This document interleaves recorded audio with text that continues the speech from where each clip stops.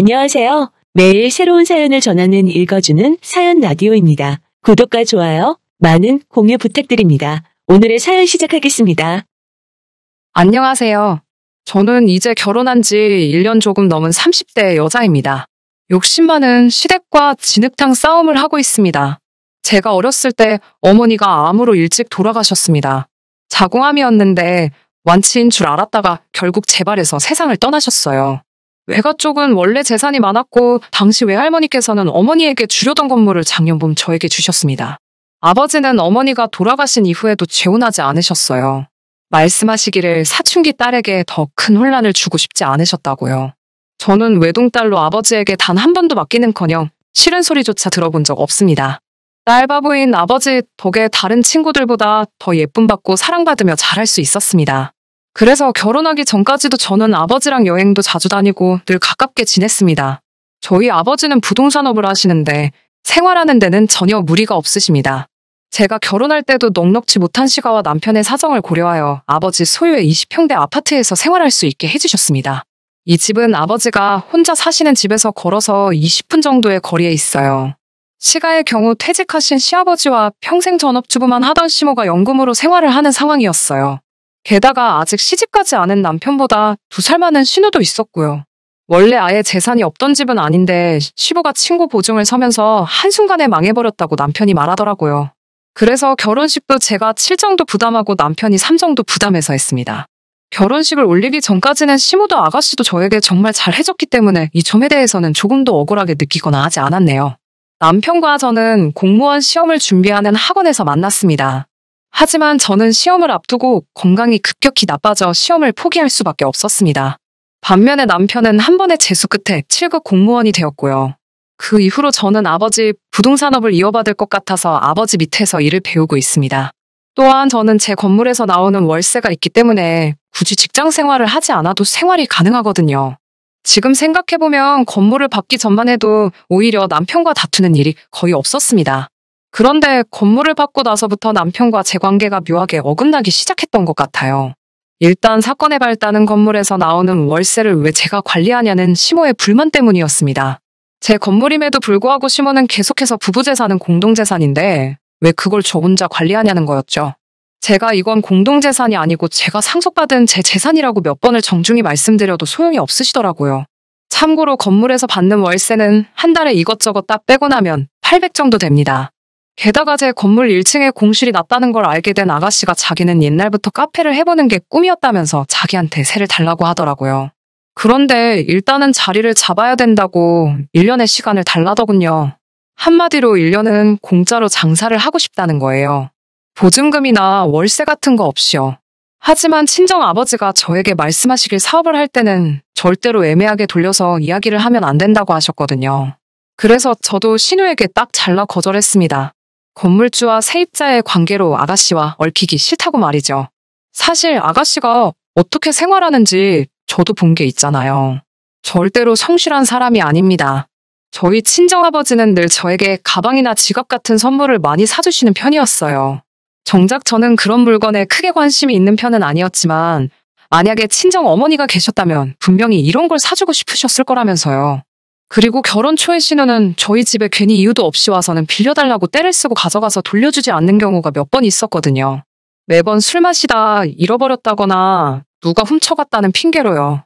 신우하고 그런 물건 한두 개로 날 세우기 싫어서 미운에 떡 하나 더 주는 심정으로 괜찮다고 한 적이 한두 번이 아니었어요.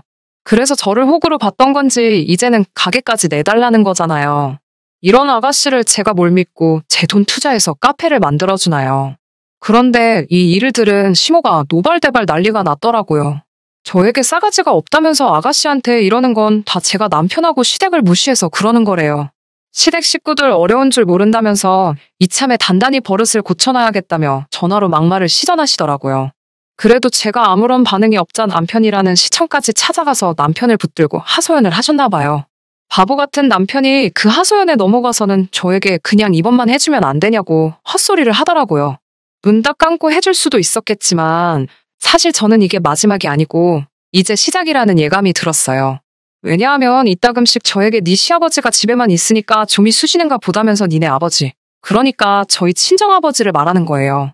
맨날 저희 아버지더러 사돈이 아니고 너네 아버지 그렇게 표현하세요. 아무튼 니네 아버지 사무실에서 뭐 자빌이라도 하게 취직 좀 시켜달라고 하셨어요.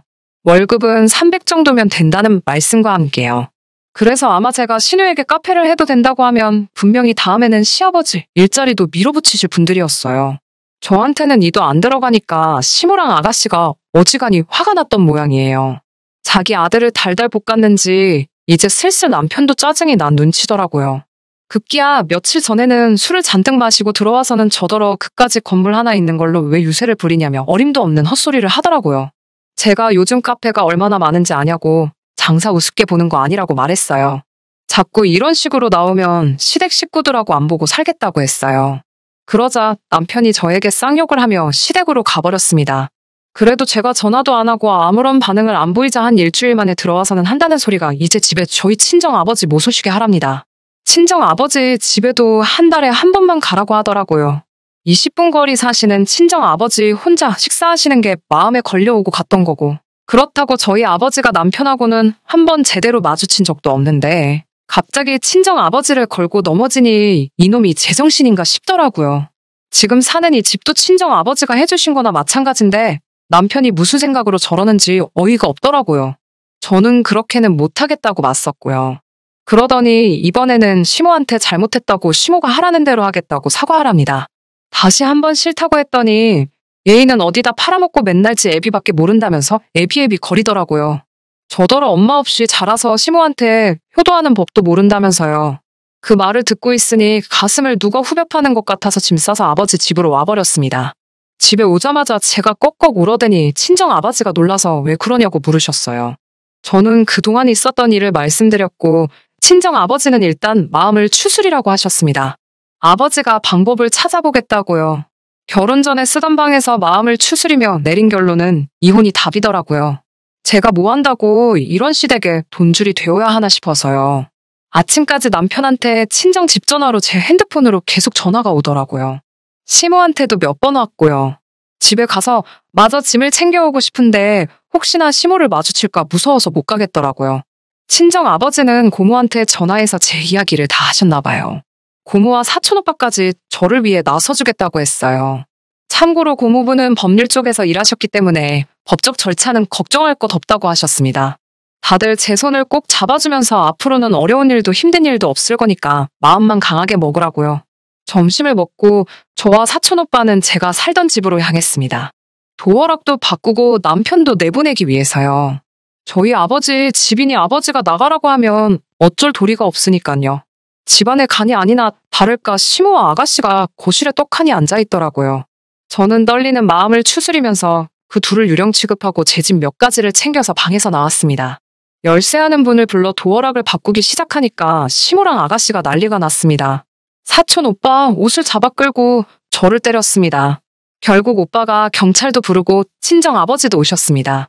그러자 그렇게 고함 지르고 난리 치던 시댁 사람들이 눈치만 살살 보고 조용해지더라고요.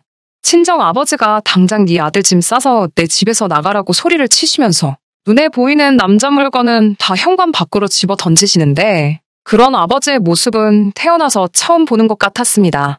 시집 잘못 간 바보 같은 저 때문인 것 같아서 눈물이 나더라고요. 시모와 아가씨는 저더러 독하다 천벌받을 거다라며 악담을 하고 짐을 주워 가더라고요. 저도 더 이상 가만히 있기는 싫어서 아가씨 뒤에 달라들어 잡아뜨렸습니다. 아가씨가 미쳤냐고 저한테 고함을 지르길래 저도 질세라 뺨을 때리면서 거지같이 어디 빌붙을 궁리하지 말고 네 능력으로 인간답게 살라고 했네요. 시모랑 아가씨가 고소한다고 난리치길래 나도 할 거니까 두고 보라고 소리 질렀어요. 얼마 지나지 않아 남편놈한테 다시 전화가 오기 시작하더라고요. 이번에는 피하지 않고 받아서 말씨름 더 이상 하고 싶지 않으니까 그만하라고 했어요. 이혼하기로 결정했고 법대로 하자고요. 그러자 남편 말이 시모가 주도권을 잡아야 한다고 세게 나가라고 해서 자기가 그런 거라고 잘못했다고 싹싹 빌더라고요. 하지만 제가 더 이상 귀찮게 하지 말라고 했어요. 찾아오지도 말고 그러면 당신한테 불리한 증거만 쌓인다고요. 그러자 이제는 문자로 계속 잘못했다고 한 번만 용서해달라고 사정을 하네요. 지금도 생각하면 다시 손이 덜덜 떨립니다. 정신 차리려고 하루에 세수만 몇십 번은 하는 것 같네요. 법적인 절차를 밟으면서 알게 된 일이지만 시무랑 아가씨는 남편을 통해 알았었는지 저희 아버지에게 어려운 줄도 모르고 몇 번이고 연락을 했었더라고요. 저를 설득시켜서 그 건물에 카페를 열게 해주라고요. 씨알도 안 먹히니 나중에는 저희 아버지에게 사업하신다는 분이 융통성도 없고 답답하시다며 가족끼리 이러는 거 나중에 지옥 가실 거라는 저주스러운 말도 서슴지 않으셨더라고요. 남편이 재산 형성에 기여한 바도 없고 함께 산 세월도 길지 않아서 이혼에 관해선 더 이상 걱정할 일은 없을 거라고 고모부가 다시 알려주셔서 지금은 그래도 마음이 한결 편안합니다. 앞으로도 힘든 일이 많겠지만 잘 버텨보려고 합니다. 친정 아버지는 원하면 해외에 가서 못다한 공부를 더 해도 좋고 아니면 무식하게 시댁처럼 무턱대고 사업한다 하지 말고 계획하고 배워가며 장사 한번 해보라고도 하시네요. 당분간은 이런 힘든 시간은 있고 미래만 바라보며 살아보려고요. 긴 이야기 들어주셔서 감사합니다. 오늘의 사연은 여기까지입니다. 구독과 좋아요, 알람 설정해주시면 앞으로 더 좋은 사연으로 찾아오겠습니다. 감사합니다.